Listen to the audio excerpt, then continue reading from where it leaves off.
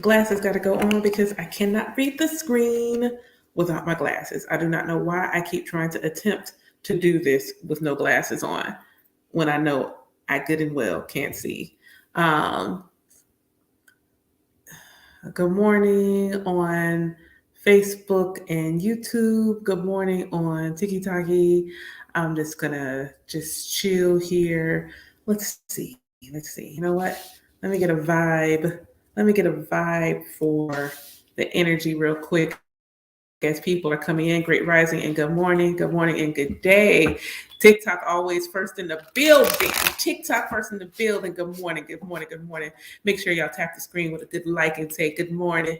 Happy Friday. Happy Venus Day. Happy Shambho Day. This is Iadania. I am an E5 priestess and spiritual awakening doula for the African American diaspora. And this morning I saw a post and it was talking about obeying God. And for some reason, the word obey triggered me. And I was like, well, let's talk about it. Let's me and a friend of mine would say the big fella, but it's Women's History Month. So me and Big Mama need to sit and converse and talk about it and say, okay, what is this feeling? Why am I feeling this way about this phrase? And this has a lot to do with my personal relationship with source, my personal relationship with the divine, with the creator, with the all. And so as my relationship has evolved and grown and been nourished, the way I speak about God has shifted.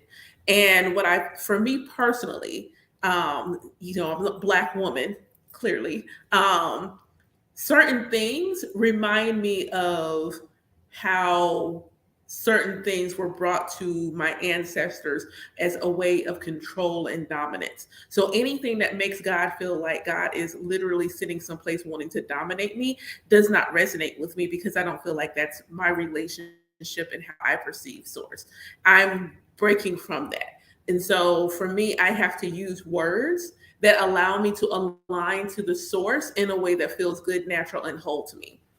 So because my practice is practically spiritual, it's not simply there is a practicality to my spiritual practice. So this morning, when I was being triggered by the word, I decided to look up the word because what I want to say is that I accept God. What I want to say is I accept God, as I accept the Most High, I accept the Creator, as opposed to obey. And for me, that felt more right and natural and authentic to me and my own practice. Good morning, everyone coming in. Make sure you say good morning. Hello, hello, hello. How are you? TikTok to the building first, but good morning to YouTube and Facebook as y'all come in. So I looked up the word obey. And so this is the definition of the word obey. And sometimes the truth and the reality of something is right here in our face. We just can't see it, accept it. We're not ready to receive that information. So obey, to follow the commands. Now think about the word command. To follow the commands or guidance, to conform or comply with. And when you conform, what are you doing? You're shifting yourself to be like something else. You are adopting the form of others around you. You are falling in line. So I'm like, okay, all right. For me, again, this is my own personal. This feels like what the master would have wanted the slaves to do is to obey, is to fall in line, is to conform, is to be like get in with the program. But what does it mean to accept? So to accept means to receive something offered willingly. Okay, let's marinate on that. Receive something offered willingly, to give admittance to or approval to, meaning you are the sovereign. Something has been brought to you. You are the sovereign. So you have made a conscious decision that says, you know what, I'm cool with this. So I'm going to accept it. It is to take on something without protest or reaction, to regard something as proper. Thank y'all for the likes on TikTok, good morning, YouTube, and Facebook. It's to make a favorable response to agree, to undertake, to recognize as true or believe. So when we talk about Our relationship with the Most High, with the Creator, with Source. Thank God for the lights. That for me, do I want to feel like I'm obeying or accepting? So when we go through this conscious awakening and we talk about our relationship with Source, with our relationship with the divine, our relationship with the Most High, what we often talk about is that we are co-creating with the Creator. We are co-creating with the Creator. So as we're co-creating with the Creator, are we obeying or accepting? Are we obeying? Because when I obeyed my parents, I didn't necessarily want to. When I obeyed my parents, I didn't necessarily want to. I didn't necessarily want to. So when I'm sitting here and I'm like, okay, do I want to do this with you, God? God is giving me this assignment. God has tapped me on the shoulder and said, hey, I got an idea. I think that you should do. When I obey, it would be begrudgingly. Like, you really want me? I guess. Like a stern parent, like, I guess. Because what that also says, if I don't obey, I will be punished. And see, that's where we're still making it feel like God wants to do something to us, because we have been taught that God is sitting somewhere looking down upon us, waiting for us to F up so that God can smite us, punish us, whatever the decision is in that particular juncture. We're waiting for God to do something to us, as opposed to we have already chosen our path. Good, bad, indifferent, we've already chosen. But the divine inspiration that comes to us is simply a moment to say, hey, I know you have 20 different ways that you can do this thing. Or let's say, we'll simplify it. Let's say there's two, because it's Shango's day, and Shango is always going to give you more than one way to get it done. So we're going to go with two. You've got two ways to go, this way or that way. But I know, as the source of all, as your inner being, as your divine compass, that if you go that way, well, that way is leading you to your light. That way is uplifting you. That way is going to give you the most fulfillment. That way is going to be really joyous and more aligned to ease for you. You can go this other way because it's your choice. See, when you obey, that eliminates the idea that you have a choice. You do. You've already made all of your choices. You're just trying in this conscious existence to decide which one of your choices was the best choice. And that is where your divine inspiration comes in. That's where your Ori comes in. That's where your higher self, your favorite self, because my self is my favorite self, comes in and says, hey, I know we got this choose your own adventure that you wrote. But you see that crack in the wall? Everybody's playing a video game. That crack in the wall over there, I bet you if you go over there, hola muchacho, there's this crack over there. Yes, that path of least resistance. There's this crack over the wall over there. And there's this NPC that's going to give you some real, they're going to give you something. They're going to give you a treasure if you go on that adventure over there. And your conscious mind, your ego is the overprotective parent. Don't go play football, Billy. You might skin your knee. That is your ego. Your ego is not in place to harm you. Your ego is literally in place to protect you. Your ego and your higher self, when you are in alignment, will work together in tandem. They will work together. You will be so in alignment that you will be working in harmony with your ego and your higher self. They will not be going to battle with each other. Be like, hey, for instance, like the story I always tell with work, God was like, I don't want you to stay there anymore. And I'm like, I hear you, Lord. But consciously, I'm also fully aware you have not eliminated money and I need funds in my bank. So my path of least resistance needs to look like the way this will end, where I have money in the bank. And God was like, say less. This is not an obey relationship. For those of you that just came in, we're talking about whether I obey God or I accept God, and I accept. because I am not in a position where I feel like God isn't looking at me saying, do what I said or else. That is not my relationship with the Creator. Thus, obey doesn't resonate with me. You can go look up the definition, because that's what I did earlier, was defined obey versus accept. When I accept something, I am a willing participant in the experience. When I accept something, I am a willing participant in the experience. I am co-creating my life with my Creator. Because in Ifa and Orisha tradition, the only thing set is when you're born and when you leave. Everything else is fluid. Everything else is your choose your own adventure book. So since I've written the whole story, I've written every path, I've written every outcome, and my higher self is just like, hey, let me give you this intuitive nudge.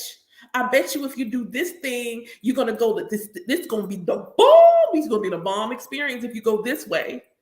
Yes, yes, yes, yes, yes, yes. And I feel like that word obey, that really is how it was brought to us from, because that's what they wanted from us. They wanted submission. They wanted us to give up our power. They wanted us to no longer feel like the gods and goddesses that we knew that we were when we were back home.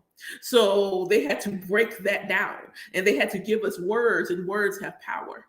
Words have power. That word choice displays your relationship. And my relationship with God no longer is in a place where I feel like God is looking down on me. When y'all go look in my profile, you'll see that my name is Iya Dania. My Ifa name is Iya Nifa Dania Faomi Shango. I left Dania in my name on purpose, because my name in Hebrew means God is my judge. Plus, it includes Iya, which is not an accident. Iya has always been a part of me. Iya has always been a part of my story, a part of my destiny. So it stays in my name. And I keep it because there is an ever-present inner knowing, an inner understanding, and overstanding that the Most High is the only energy in my spiritual pantheon that knows me completely and could, but won't judge me. But won't. It's like, I got other things to do than to be judging you. I created you. I watched you write your story. I watched you make all of these decisions. Exactly. I watched you make all of these choices, all of these decisions, all of these things. So why would I saw you write the book. I saw you write the book. I knew that there was a possibility that you were going to do this crazy thing. I knew there was a possibility that we were going to do this crazy thing. So why would I judge you for it? Why would I care? I'm out here creating multiple timelines and dimensions and universes and galaxies and planets and stars and all these things in the cosmos. I'm having a real good time doing that. I don't really feel like I need to judge you. What I will do is give you a spiritual support system to ensure that as you, whatever path you choose, whether it is your lightest path or your hardest path, you are supported, period. Whichever path you choose, I'm going to support you, period.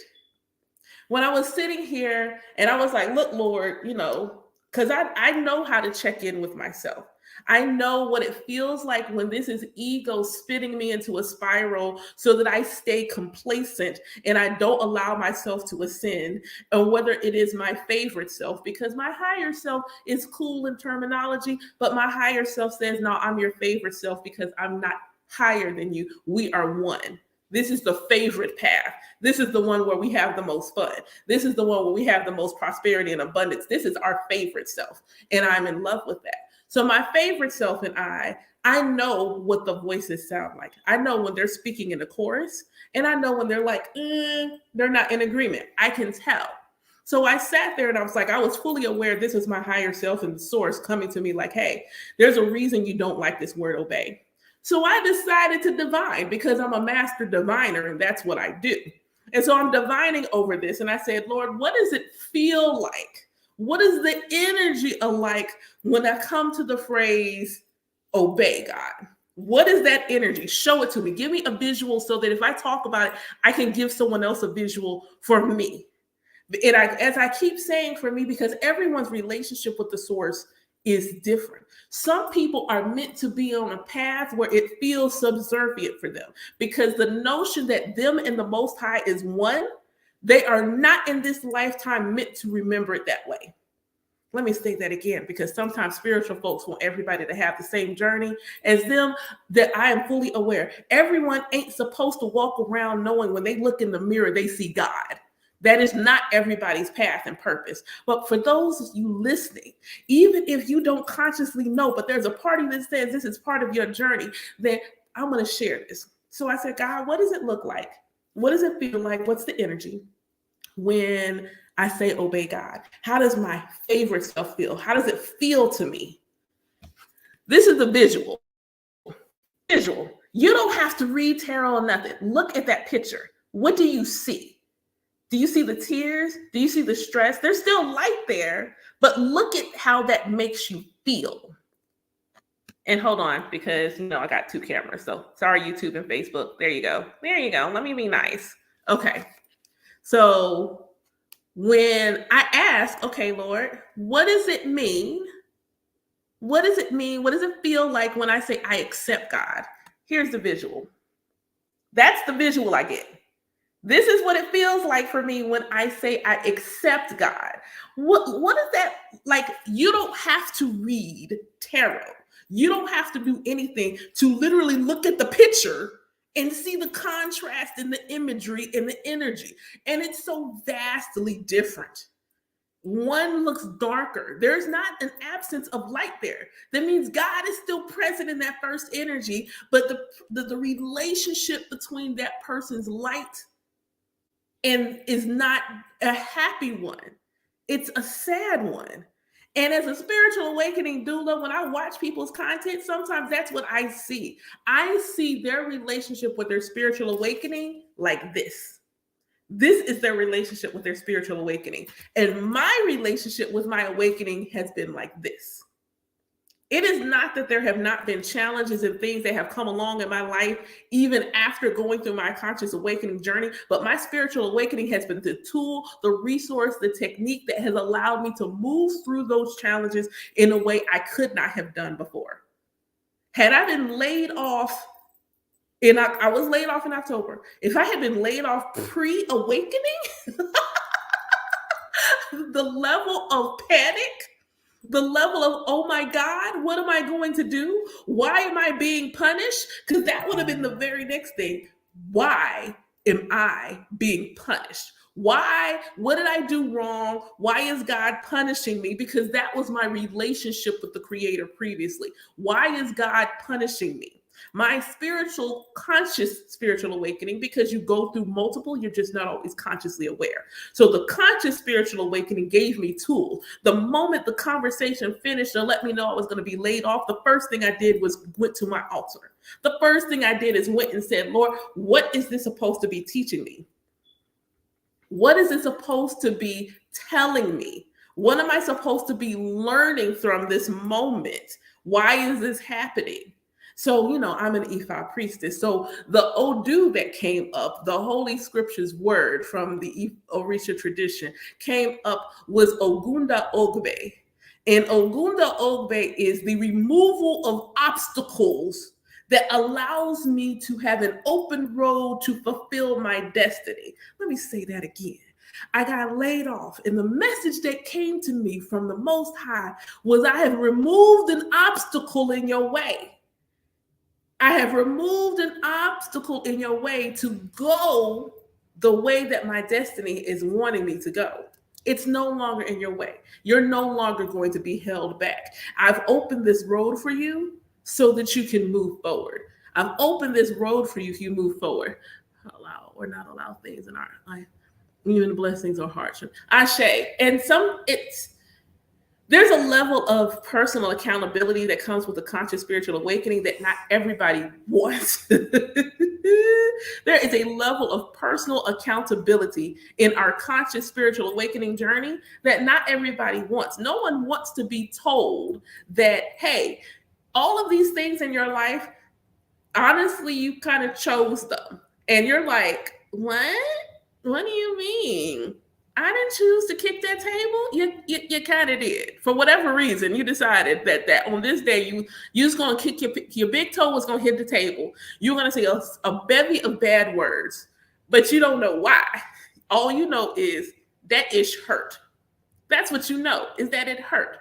I was the other day. This would be the day before yesterday, and it's beautiful how the timing of it happened. So that morning, I was considering my own journey.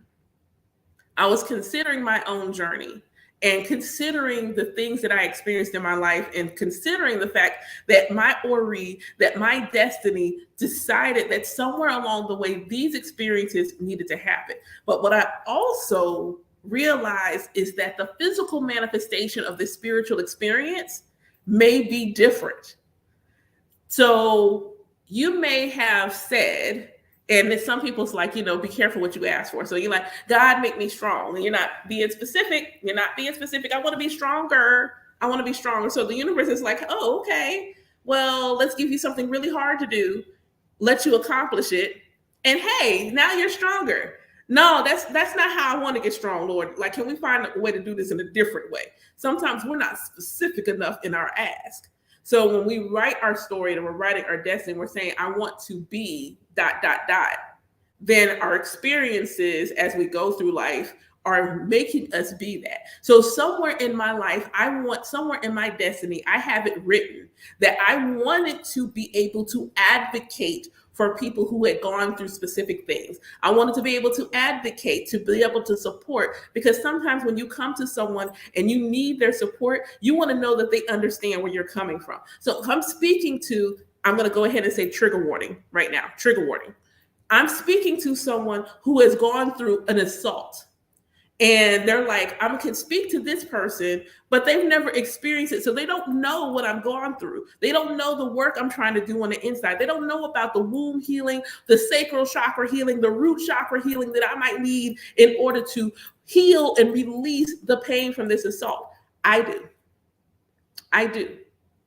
I know it in a very personal, as I have gone through it multiple times, way. I do. There may be someone who has lost their child, who had to hold their baby till their baby transitioned to be an ancestor, and they're questioning whether or not they did something wrong, why God would take their child from them. Why did this have to come about? And they want to talk to somebody who gets it. I do.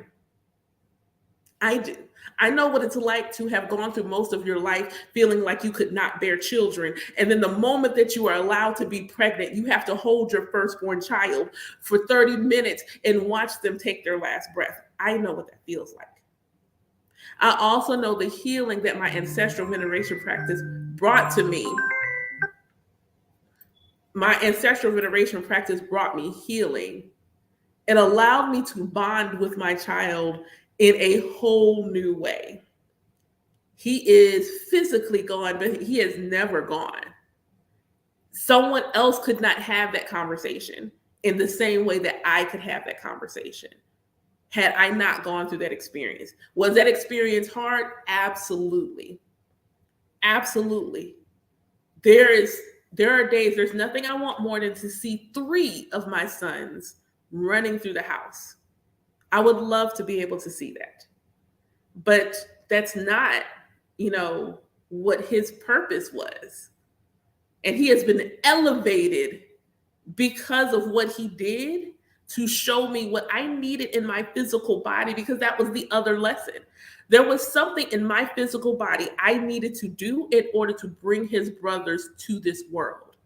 Had I not gone through what I went through, because the thing can't be diagnosed unless I get pregnant and go into labor early. There's no way to diagnose it ahead of time. It can only be diagnosed after something happens. But you sit there and you go through these things and you're like, why would I choose this for myself? Because that particular son, though I was meant to birth him, he wasn't meant to stay. He's been watching over me all of my life. This is the blessing of a spiritual practice and being a medium. He has been with me my entire life. He has been guarding me like a guardian angel my entire life. And he knew those sons and possibly a sibling somewhere down the line, I'm gonna keep putting that in the ethers, needed to come. There was something the world needed from them. But if I didn't know that I needed to have a surgery while I was pregnant to stay pregnant, they wouldn't be here. They wouldn't be here. So sometimes we do have to have certain types of experiences simply that are divinely aligned. They are destiny, they are fate. There's no path where that particular experience doesn't happen. And what we have to do in our spiritual practice is sit with it and say, okay, why? What did this get me? When I left Pizza Hut, that was divinely orchestrated. There was an ask. God was asking me, go ahead and quit. And for some whatever ridiculous reason or another, I was like, no, I'm gonna stay. Until one day it was just like, there's no choice. You're quitting. And so I quit. And because I quit, I met the father of my sons. It would not have happened had I not quit, because they wanted me to work the day I met him.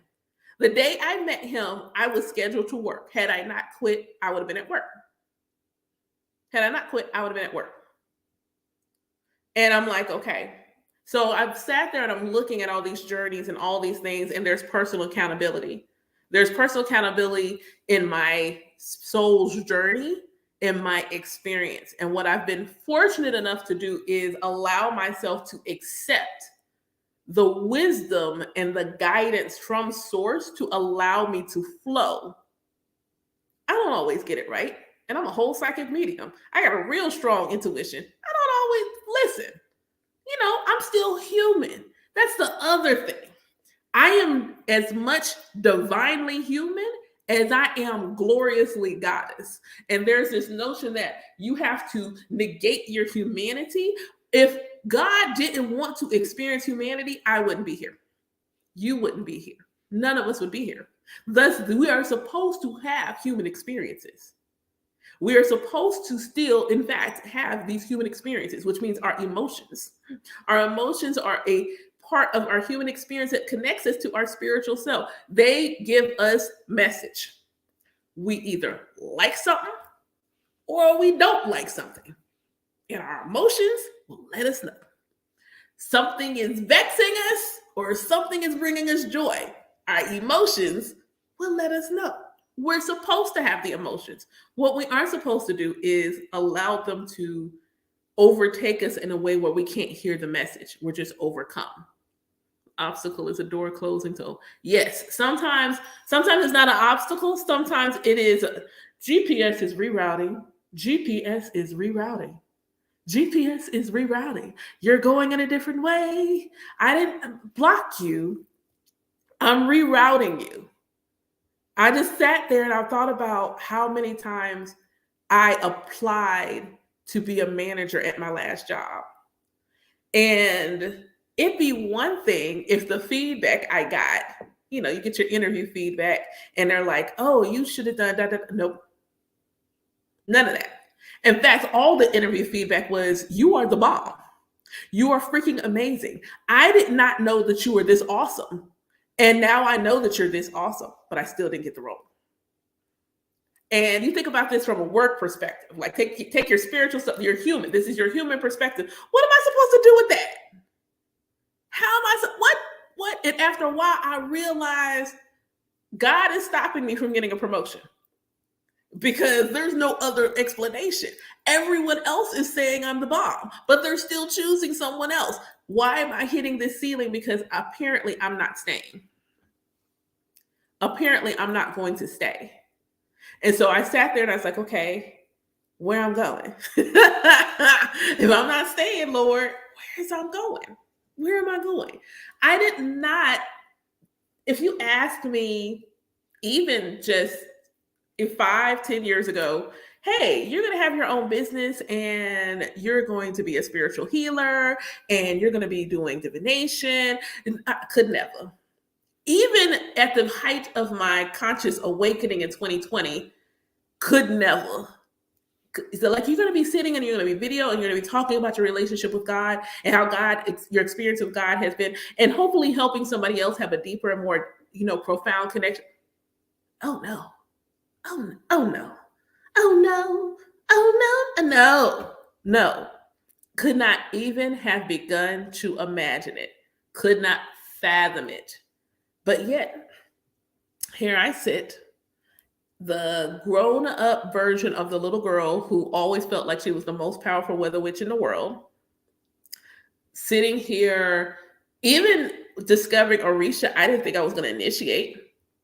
At no point in discovering Orisha did initiation seem like what I was going to do. Because in my mind, initiation felt like I was leaving one religion for another where I needed to be boxed in. And what my relationship with Orisha and Ifa has done is said, I can be anything I want to be as long as it is authentically me. I can be anything I want to be. And that's what accepting God feels like. Accepting God feels like being anything I want to be as long as I do it with authenticity, as long as I'm doing it with love, as long as I'm doing it unabashedly as myself. And my relationship with Source does not have to look like somebody else's. Yes, exactly. You understand. Storm, I wrote an Oriki for Oya. And in it, I asked her, was it her standing with me in my yard when I felt like I was controlling the weather? As it was storming on my house is one of those houses in my neighborhood where it'd be raining on one half and not on the other. It would just be like just split. And yes, exactly. Look, the Shango thing. See, when I was told I was going to crown Yemoja, that made sense to me. Yemoja made sense to me because I'm a Cancer rising. I'm water. I'm emotional. I'm nurturing. Everybody call me mama. Yemoja made sense. I was okay with this. And I knew Shango was close to me because Shango is close to the person I will marry. So I knew Shango was close to me, but that's kind of where it stopped for me.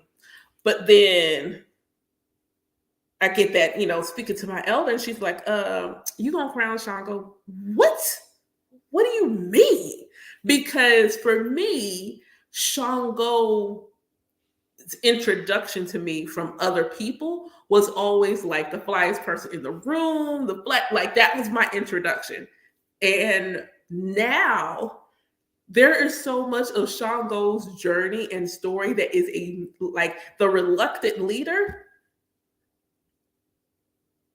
all day. When I talk about Orisha and initiation, a lot of times I use Naruto as my example. And I use the fact that everyone has chakra, but Guy Sensei can open the 9 gates. It's not that the chakra is not flowing, but you need all of it to come through. You don't want the trickle. You need it to flow through strong. And initiation is the way to unlock the gate. The gate is cracked without initiation. Everyone has access to Orisha without initiation. But then initiation, that gate that's kind of just cracked open, you might need some more potent medicine from that Orisha. There's a destiny that Orisha has for you, and you might need a more potent expression of that Orisha. So you got to go through initiation to crack it all the way open. But again, even still, I didn't think I was going to go to the priest. I did not. And then my first divination with my Ialode, my spiritual godmother, she said, I don't know how to tell you this, but you're going to be a priest.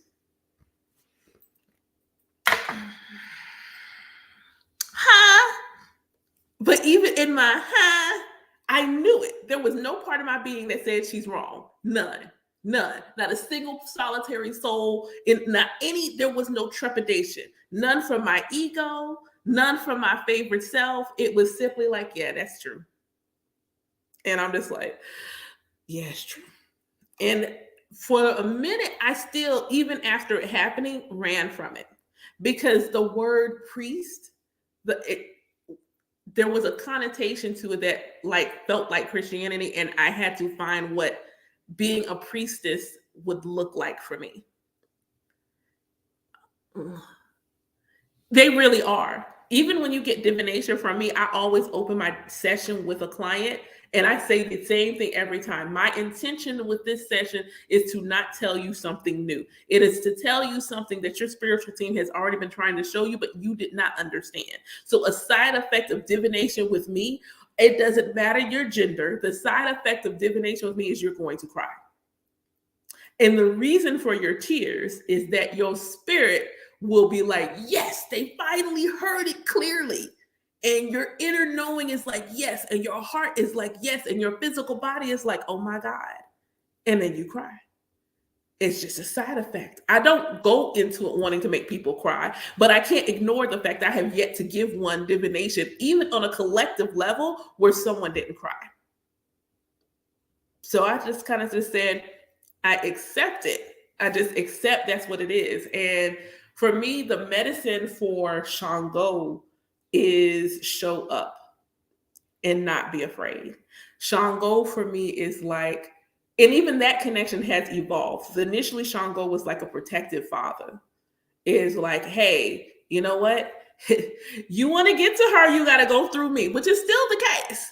You want to get to her, you got to go through me, and you don't want these problems. Like you don't want these problems. If you come to her, you gonna meet me first. It don't matter what day of the week it is, you go meet me first. And I'm always like, Ashe. Now it feels like it's evolved to like Big Brother, and like we're rocking side by side. And I feel like I needed it to, oh, don't cry. I needed it to go through that evolution, because I myself, the warrior energy that is ever present within me, does not allow it to always manifest. It does not allow it to be seen. There's always somebody telling me that you don't get angry. That was always you don't get angry. Yes, I do. I just don't show it. I just don't show it. Uh, yes, it was interesting. Like what I can say about initiation that was really, really, really interesting is when I left to go. So I live in Georgia. My godmother is in Baltimore. So I drove. I did not fly. I drove. And on the way there, it stormed the entire time. The entire time. Not just like light storm, like thunderstorm, like every once in a while I had to pull over because I can't see through the rain storm. So I go, and that's me going there. And I'm like sitting there like, oh yeah, and Shango, what's good? What's good with you? What's up with this storm though? Y'all testing me to see if I really want to do this? So a drive that would normally take about 8.5 to 9 took me a little over between 10 and 11 hours. I go through initiation. I'm on the way home, and I call to see how things were with my children. And I didn't get the best of phone calls. So then I was like, oh my God, what did I do? What did I do? So there was a moment of question. What did I do? So then I get home. I get home. I get home to my kids. I'm so happy to see them because I miss them. And I walk in the house, and my youngest, who is asleep beside me, says to me, Mama, you an angel. Um, um, I'm not Lakumi. I'm not. It was traditional. Um, but she's like, my mom, he's like, Mama, you an angel. And that brought it full circle for me. It's like I did not do the right thing, do the wrong thing. I did exactly what I was supposed to do. And my practice overall has been that when I found out about Shango maybe a week before my first time doing readings in public for other people. I had been reading myself for a minute, but it kept coming up. I needed to do this. I needed to do this for people. So I scheduled a time to go to somebody's shop and do readings. And this was maybe a week before I found out I was crowning Shango. So that morning, I sat there, and one of the things a lot of people don't talk about for Shango is a master at divination. Like there is in the Lakumi tradition, there's a pataki that says that Orunmila learned dance first and Shango learned divination, and they taught the other two. Shango taught Orunmila divination, Orunmila gave dance to Shango. So, that master at divination. And I'm like, okay. So I asked him, I'm like, I need you to sit with me so that I have the confidence. Because again, initiation didn't give me Shango. I already had Shango. I simply needed to unlock the door so that he could come out even more. But that day I decided to wear a white t-shirt and a red skirt, and I was feeling myself, and I'm like in there doing divination, and I'm just like, yo, I am doing this thing. It is always cool, funny to me, because I listen and see people, especially on TikTok, like, if you're using cards, you're limiting your ability. No, I am not. I am an Aquarius sun. That alone makes me busy as heck up here. Aquarius crown chakra is active. We don't need no help opening our crown. It's active. It's always open. We're always hearing and thinking things. That's why we are the forward thinkers of the zodiac. And Aquarius is actually the sign that's associated with Shango. So busy is my heck mind. And I'm an Aquarius Mercury. So that means thoughts, ideas, and communications are coming to me exceptionally fast. Cards, like tools where I have a visual grounds me to where I can stay focused. Because, and it's 11:11, Ashe, I will pull everything from the ether. You ain't pay for everything. You ain't paid for everything. You paid for this thing. And a card will keep me on that thing. That thing. Also, because of how I visualize more often with words than pictures. Where some people can give the pictures, I have words. I can tell you a story. You can go listen to a poem that I wrote, and you will be able to see exactly what I said in the poem. If I read you a story, you will see, feel, and experience everything I said because I paint pictures with words. But some people are visual, so they need a visual. So a card will give me a visual. I could have told you all day in the beginning of this session where I said that the idea that the Most High I have to obey versus accept, that visual crystallizes it for you. This is what it feels like in my spirit when I say I obey God as opposed to accept God. So they give a visual aid. So I'm sitting there though, and we'll have the cards, and inevitably this will happen because I've grounded into the message enough where I'm focused on the one message that is supposed to come through, and then I can just simply go. They just give me a little anchor. They keep me from floating away from the shore. They give me a little anchor to keep me steady. Yemoja helps me be confident as a mother. Don't lack confidence in my ability to mother people not biologically related to me. But becoming a mother of 2 children with special needs, that hit a system. That hit me real hard. So Yemoja came through to say, you can do this. And it is okay for you to be firm with your children, because I would cry every time I fussed. I still do to an extent. Cry every time I fussed. I felt like such a horrible mother, especially because I'm trying to break cycles. My parents were not the stereotypical Black parents. Certain things that people said went in their house, I can't relate. Like that notion they can't close the door. Nobody closed the doors in this house, blah, blah, blah. I can't relate to that. There was a period I couldn't close my door, but that's because I did something and thus I had to keep the door open. But the idea that just generally speaking, we couldn't close doors in the house, my parents never said that. Like never. When I say never, never said that. My parents never made us. My uncles and my dad would be sitting in the living room. They'd be talking. There was never a point when they said, we can't contribute to the conversation. because we were children. If we had something intelligent to say, then by all means, they encouraged us to speak. They encouraged us to share. And what that taught me is that wisdom is not always associated with your physical age because your soul may be older. I regularly have to tell this one sleep next to me, you might be older soul, but you are physically younger than me in this life. In this lifetime, son, I am the oldest. So that he'll listen to me because, he's 5. And he comes to me like he knows he's older. He says stuff to me like, no, I'm not doing that. And it just is, I'm not doing that. And I be looking at him like, you 5 right now, right? You ain't 500, you 5 right now. And I'm going to need you to take your, I have to remind him, but my parents didn't make us feel less than because we were younger than. And so that was to plant a seed that I can contribute to the conversation.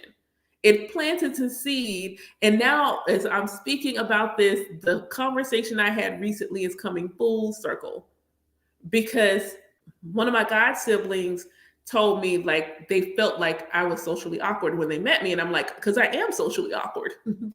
You discerned that correctly. I am socially awkward. Aquarius through and through, I am socially awkward as heck.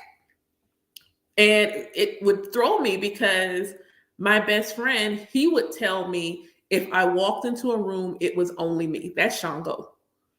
If I walked into a room, there is no one else in the room. It is only me. Other people would come to events I did at my corporate job and they would say, I only came to this event to hear you speak because you organized it. That's been Shango. Shango's been there the whole time. I just didn't know it. Shango's been there the entire time. And I did not know it. The fact that I naturally slip into play with ease. And when I like say, I'm going to go play, I will go play. Like I'm going to go play. I got a room full of stuffed animals. I'm going to play. I'm going to have fun. I'm going to be joyous. That's Oshun.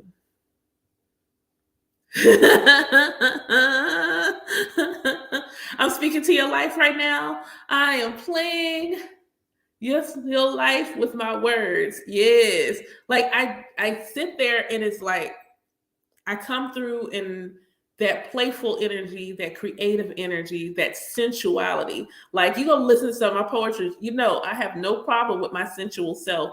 Even after having experienced assault multiple times, I still have a connection with my sensual self. That is nothing but Oshun. That is Oshun not letting me lose that aspect of myself. Oshun gives me the permission to go out with my shorts on and let it be known. Y'all are eating these legs today. I'm serving legs today. Y'all didn't ask for it, but legs is on the menu today.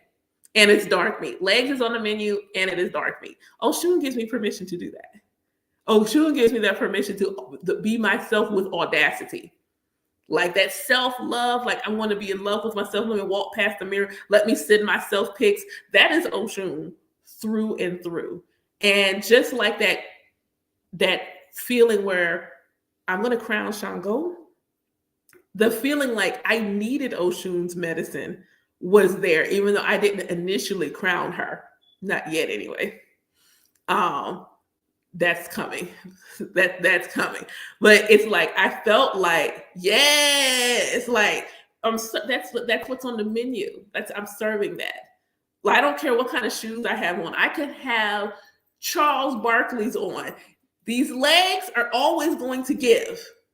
They're always going to give. The fact that I walk like the wind is blowing through me is nothing but Oya. That ain't nothing but Oya. Walking like the wind is blowing all around me. You can't perceive the wind even though I know that it is there. That is Oya. That's Oya. The fact that I am perceptive and intuitive enough and accepting enough to peer into the bowels of somebody's shadow and still see light all the way down there, that is Olokun. That is Olokun through and through. The fact that I have this desire to understand the deepest mysteries, that's Olokun. Always been there. Has never not been there. That has always been there. Even being raised as an Israelite, there has always been a part of me that wanted to know something about the occult, that I was intrigued by it, that I was drawn to it. It just took me like 30, 40 years to get there. You know, divine timing. And I question that.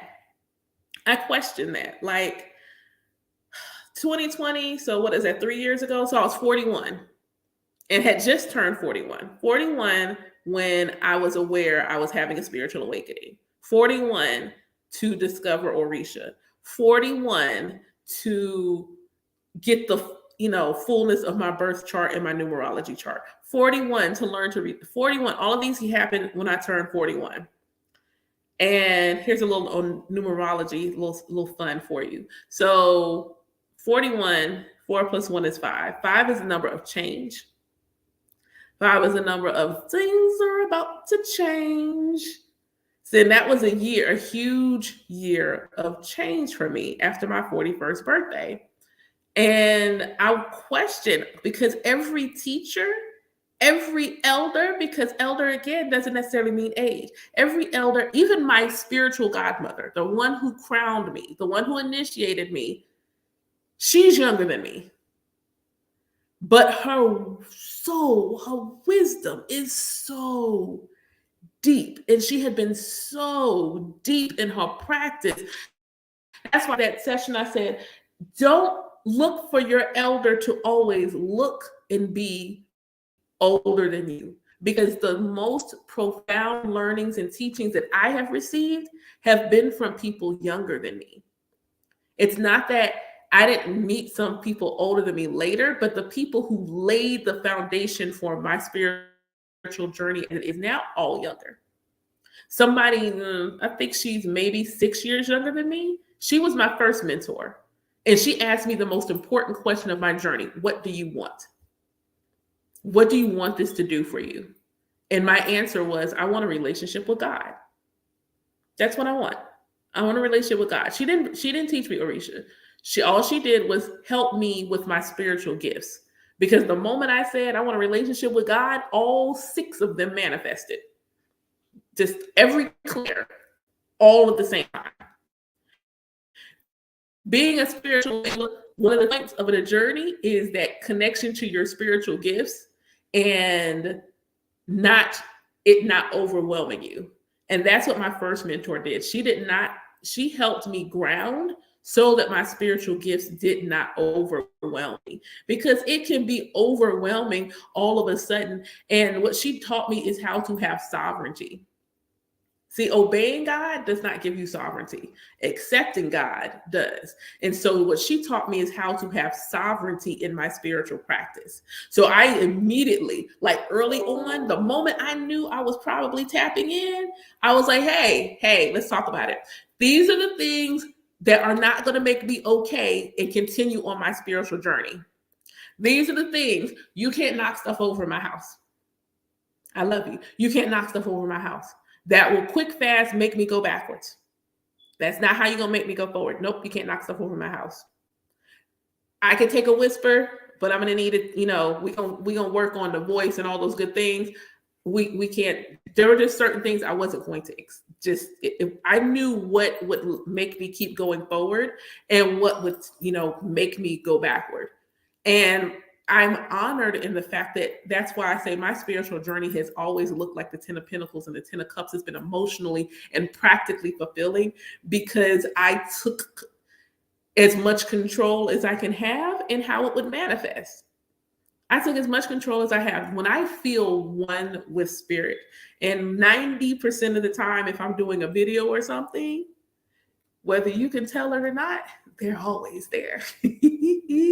They're always there. Sometimes I feel like they do stuff to make it show purposely, because then you can see my aura real bright on the wall, whether you can see auras or not.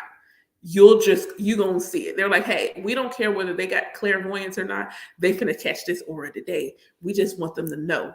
Like, we just putting them on notice. You are who you say you are. We're gonna handle that for you. It's in a way where I don't feel afraid of my gifts and my connection to spirit. But it's also still very humbling. There's that Shango. It's also still super humbling when someone describes how they see me in the astral. I am both in awe, aware, and exceptionally humbled. And I always wonder, why do I have to, I'll ask, why do I appear this way to other people? Why? Why? Someone asked me, she's like, I see nothing but orbs around you. She's like, you're completely surrounded. Who are you? Like, who are you? Why do you have all these orbs around you? Me? I'm just me. That's it. I'm just me. I am simply and truly just me. And that is all God, Ifa, Orisha, my angels, the Interu, the fairies, that's all any of them want me to be. Is simply just me and enjoy it.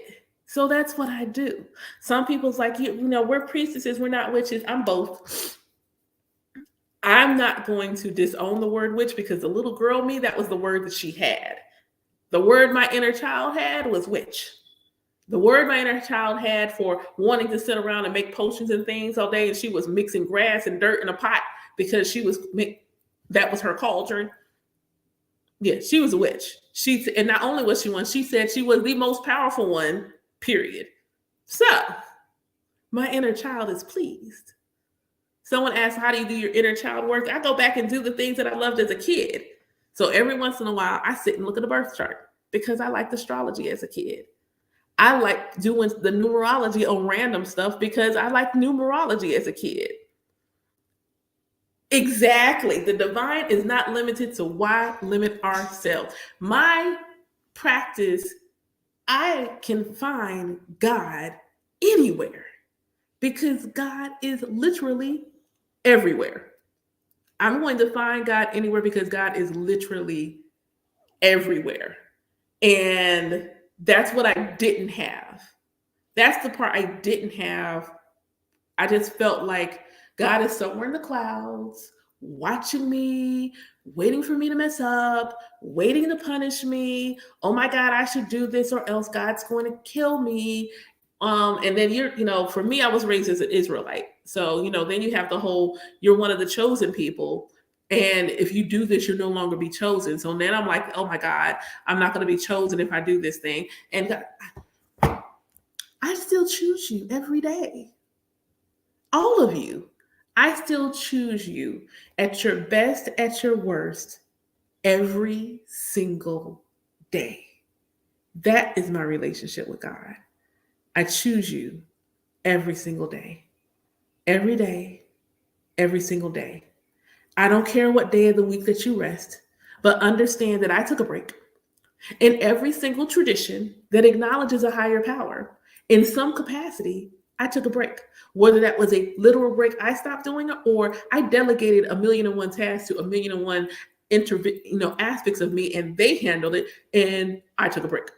Either way, I took a break. So all I'm asking you to do periodically is take a break. And if you don't do it on your own, that's cool. I got you. Sometimes you don't know. You be busy. You don't know that you need a break. So here's what I'm going to do. I'm going to go ahead and make you tired. You're welcome. I'm going to go ahead and you need a nap now. What? The sad man's come to visit. You need a nap now. But I got this. You need a nap now. I'm going to go ahead and give this to you now. Sit down. Sit down. 2020 would made a lot of us sit down that would not. Like, you are just not going to be still. None of you. The whole lot of you don't know how to be still. Okay. I got you. We got you. You're not going to like this lesson. This lesson's not going to feel good to you, but I'm going to go ahead and give it to you anyway. Everybody be still. Get out of my way. I'm finna do some work. So all of y'all need to sit down. All of y'all. Everybody sit down. You group, y'all can keep doing what you're doing, but the rest of you, sit down and get out the way. So now I just listen. because I don't want to have every once in a while I'll get a cold out of nowhere. And I'm like, why do I have a cold in the summer? Because God told me to sit down and I didn't listen.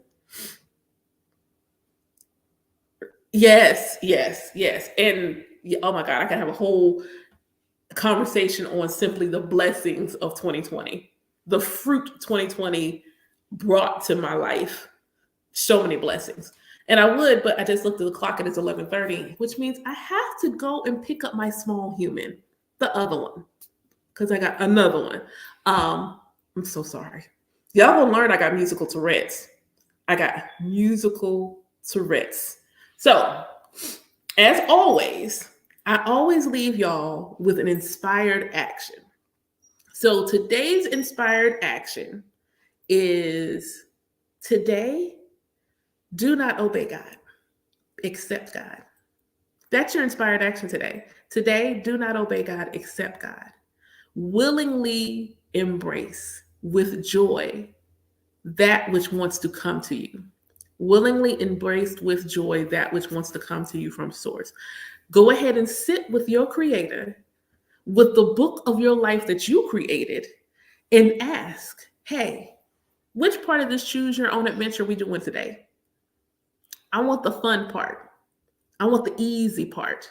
I want that part that's going I want to go eat some sweet stuff and really enjoy myself. That's what I want. Because like my choose your own adventure today, after my ex comes to pick up the children, sound like a Cinnabon. That's what it sounds like. Sounds like a Cinnabon. Today sounds like a Cinnabon day. I got some cinnamon rolls. Today sounds like a Cinnabon. Like I gotta go by the mall and get that. Like I have it today. I've wanted it all week. I gotta have it today. Sounds like a pedicure today. That's what it sounds like. So accept God today. And thank y'all so much for watching. Thank you for the likes and the tapping on the screen. I hope that you have a beautiful, joyous, wonderful, divinely inspired day. Take care. If I can do this, oh my gosh, like go off. There we go.